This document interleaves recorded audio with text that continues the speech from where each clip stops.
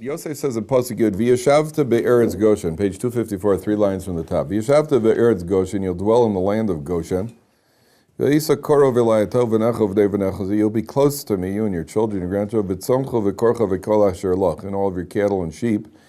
And Goshen is not, see, the Mitzrayim, there's actually the capital city is called Mitzrayim, and there's also Mitzrayim, the country, which you often find in the ancient world. And Yosef says, well, you'll dwell in Goshen. You'll dwell in Goshen because Yaakov Avinu, he understood Yaakov isn't going to want to live in close proximity to the bustling metropolis. If you have a choice between living in Manhattan and living in Wichita, it's about close enough. So you don't want to be in the bustling metropolis. That's what he says. And Yosef says, I will support you and quickly bring down my father. Now go to Pasuk Yud Daled. In Pasuk Yud, take a look at Pasuk Yud Daled, Pasuk 14. Vayipol al tzavore Binyamin achiv, he falls on the neck of Binyamin, his brother, and he cries. Ubinyamin bacha al tzavorov, and then Binyamin falls and cries on his neck, and he cries on Yosef's neck. So over here, there's a very interesting Rashi. Yosef and Binyamin start crying. So take a look at Rashi, is the right column, 3 lines from the bottom. Vayipol al tzavore Binyamin achi vayevk. Right column, 3 lines from the bottom. Why did Yosef cry? Says Rashi, al shnei mikdashos, the 2 Beis HaMikdashes, she'asidim lios b'chalko shel Binyamin, which are going to be in the portion of Binyamin v'sofan lecharev, and they're going to be destroyed. Ubinyamin bacha al tzavarav, and Binyamin cried for Yosef al mishkan Shiloh, because of the tabernacle. It's Shiloh she'asid lios b'chalko shel Yosef v'sofa lecharev. So Yosef cries because the 2 Beis HaMikdashes are going to be in Binyamin's portion. And Binyamin cries for the, the Beis HaMikdash, the Mishkan Shiloh, the tabernacle is going to be in Yosef's portion. What's the obvious question?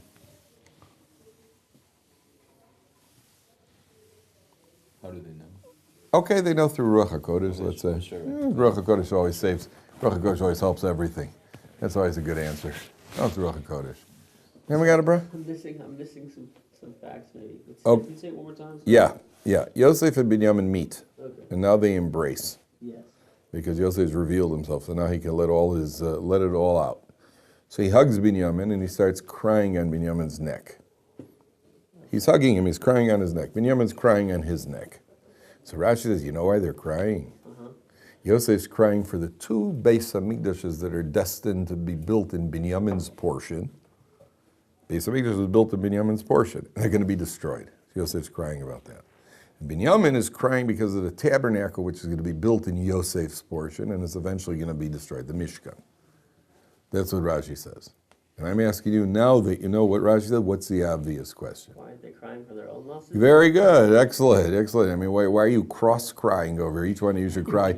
Each one of you should cry for your own. I cry for my base. You should cry. Question number. Why are you crying about that now? Why are you crying about that now? Cry about it earlier. Either cry about it. Why now? Why now? So the answer that I'm fortunate to say is like this. You see, what destroyed the Beis HaMikdash?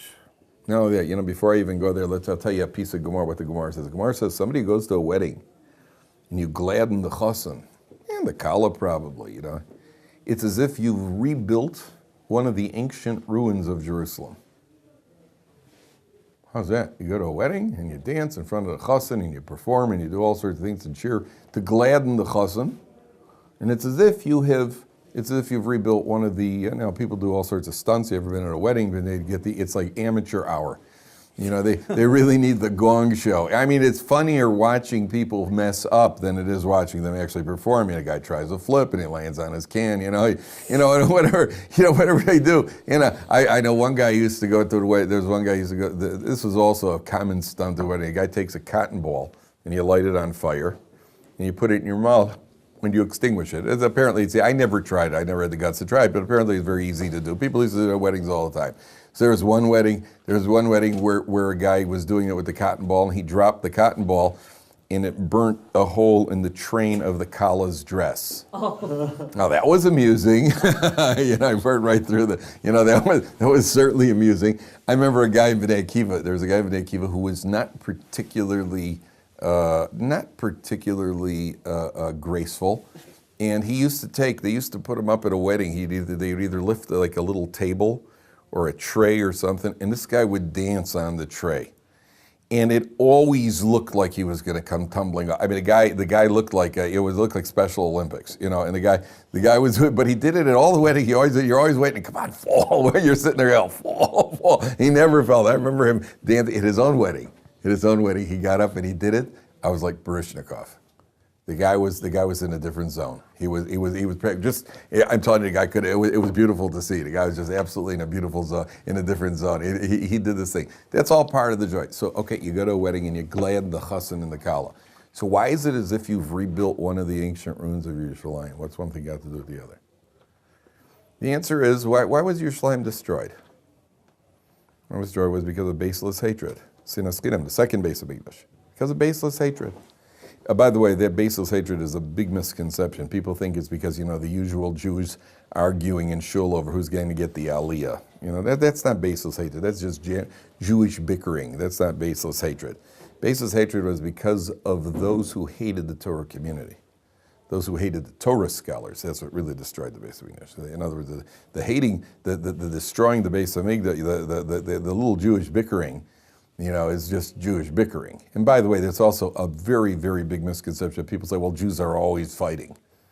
Jews can't get along. That's not true. Jews don't fight. Jews barely fight. Jews bicker and Jews talk. And then Jews turn around, they say good Shabbos, and they go home.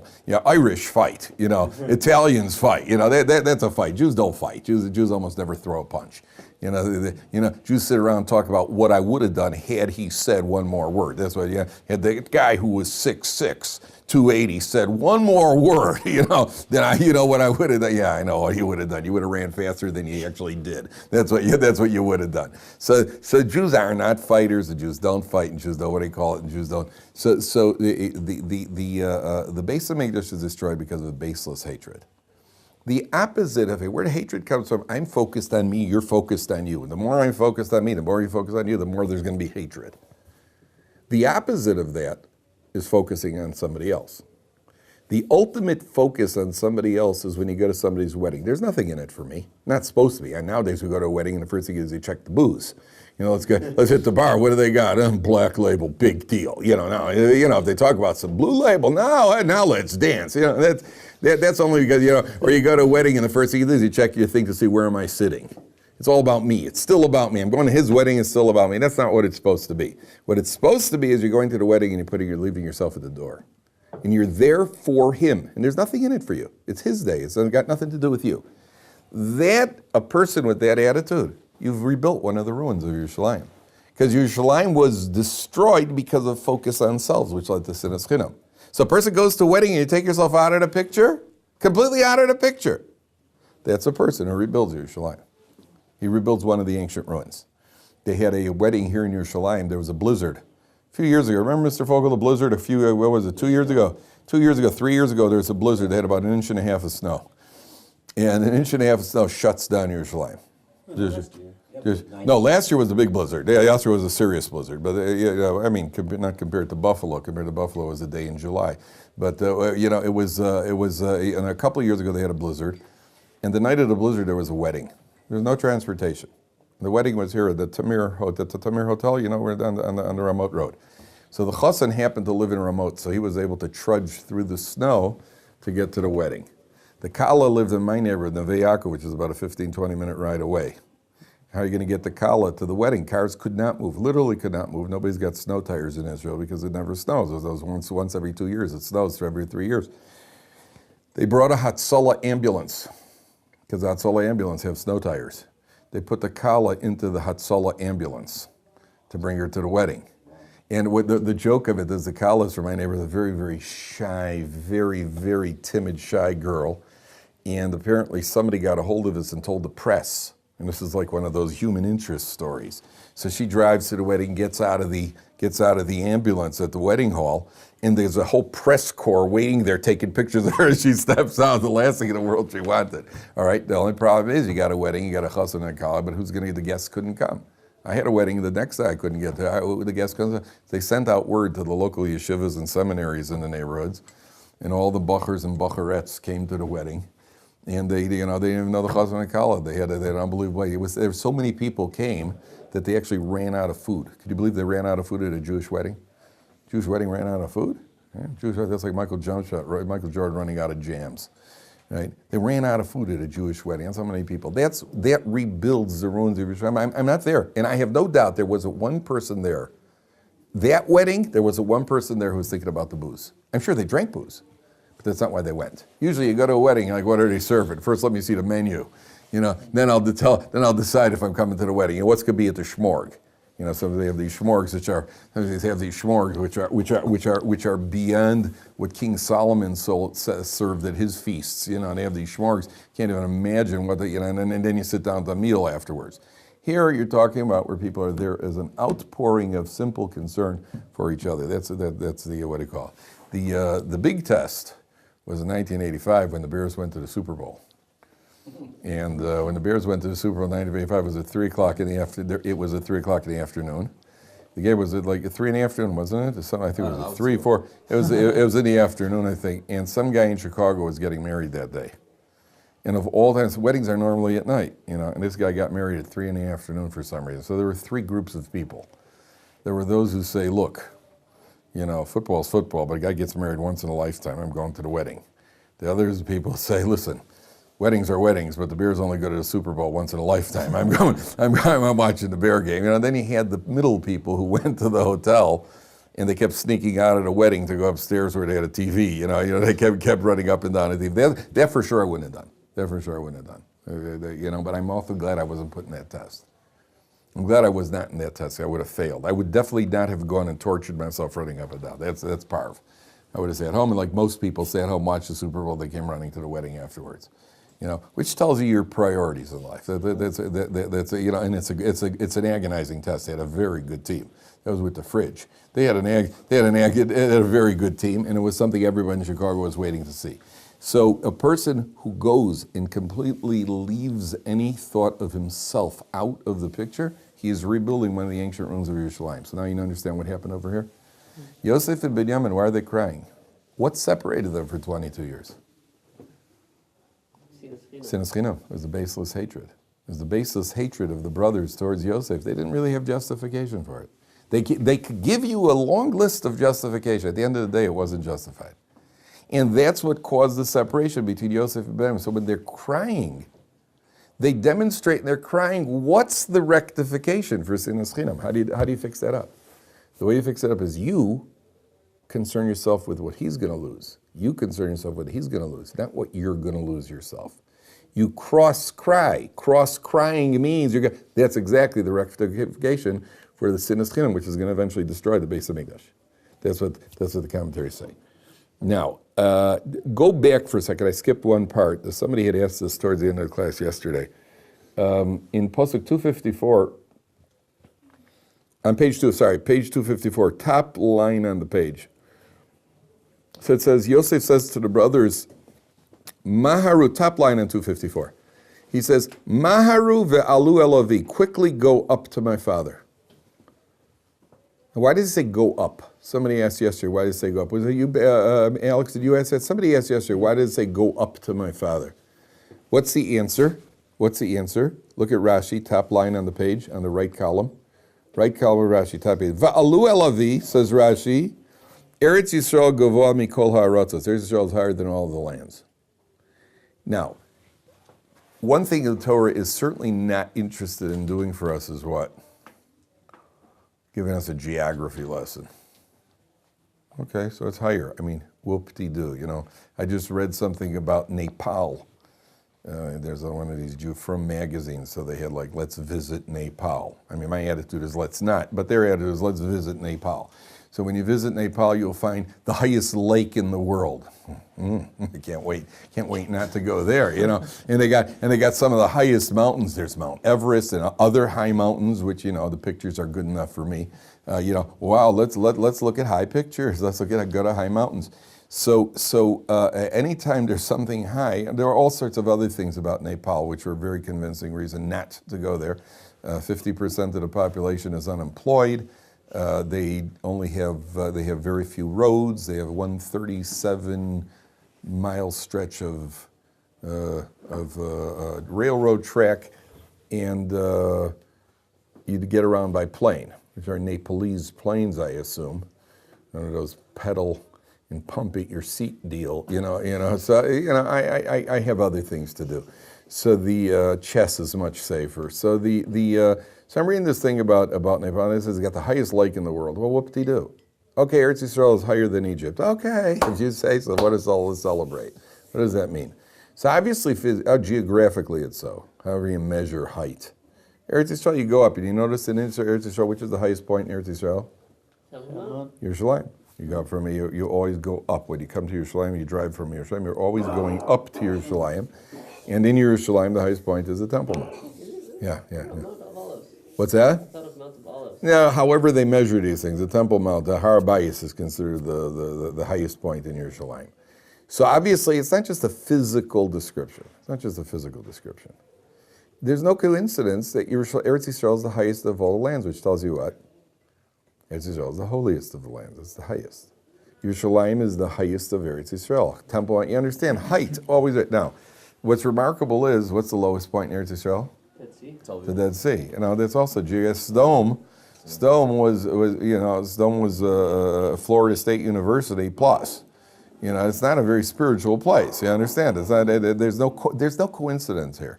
So I once heard, what's the most spiritual part? What's the highest functioning organ in your body? Brain.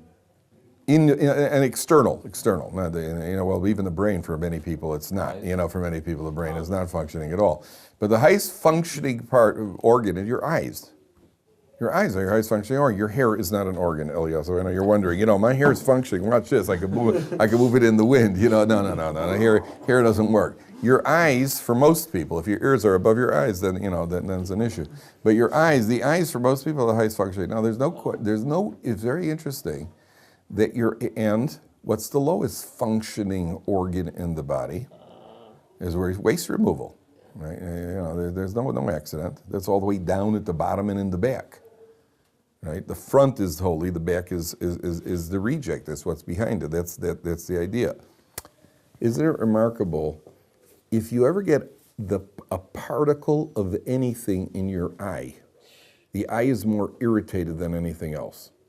Let's say a little particle of something, a little hair, even a hair gets in the eye, and people lose all inhibitions when this happens. The guy goes, do I have something in my eye? You go up a perfect stranger, it doesn't matter whoever. If I got something in my eye, you're absolutely desperate. I never met you before. Yeah, I know, but I got something in my eye. Let's not, there's a guy from Dash out on the street. Excuse me, can you put away your machete for a second? If I got something in my eye over here, because you're absolutely desperate. Why is that? Because the eye is so spiritual.